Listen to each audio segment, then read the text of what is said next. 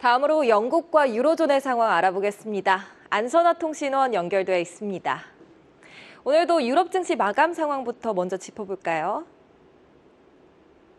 목요일장 유럽 증시는 유럽 중앙은행이 통화 긴축 사이클 종료를 시사한 가운데 모두 상승세로 마감했습니다.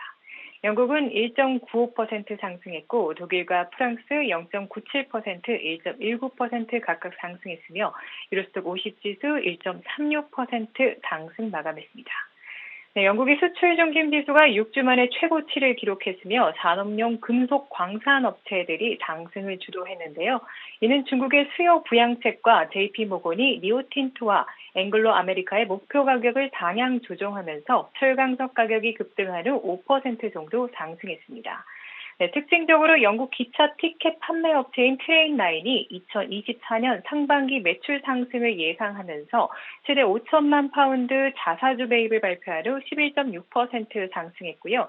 또한 영국 온라인 거래 플랫폼의 1분기 매출이 소폭 증가했다고 발표한 후 IG 그룹이 3.6% 상승했습니다. 네, 영국의 은행주와 통신주 모두 상승한 반면에 호텔과 레저 관광 주식인 엔테인 주식이 1% 가깝게 하락했고요. 영국의 전자 상거래 회사인 THG가 연간 매출이 최대 5% 감소했다고 예상된 후 21% 급락했습니다. 네, 유로존 중앙은행이 통화 긴축이 거의 끝나가고 있다라는 신호를 보냈고요. 네, 독일의 지수에서는 금리에 민감한 부동산 섹터가 3%대 상승했고 금속 가격 강세로 인해서 광산 업체들이 4%대 상승하며 섹터별 상승을 이끌었습니다. 네스테는 골드만삭스가 핀란드 정유 및 바이오 연료 생산업체들의 주식 등급을 매수로 상향 조정하면서 4%대 상승했고요.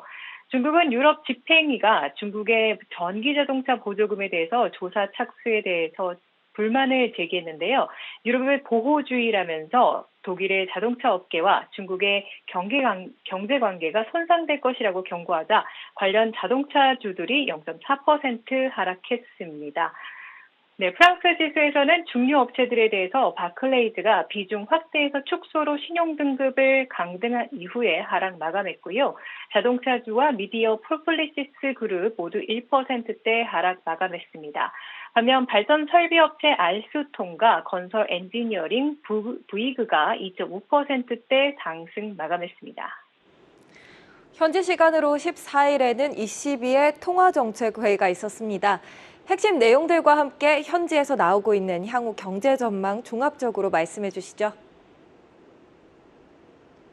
네, 유럽중앙은행은 현지 시간 목요일 기준금리를 사상 최고치인 4.5%로 인상했고 이번이 10번째 인상입니다.